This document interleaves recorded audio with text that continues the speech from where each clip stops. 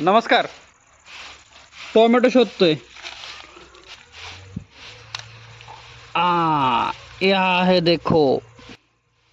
फक्त घरच्या भाजीसाठी हे टोमॅटोचे 3च झाड लावलेत आणि त्याचेच टोमॅटो आपण भाजीसाठी वापरतो. फक्त एक जर झाड लावलं तर एका झाडामध्ये आठवड्यातून 2 वेळा भाजी होऊ शकते. तुम्ही पण लावू शकता.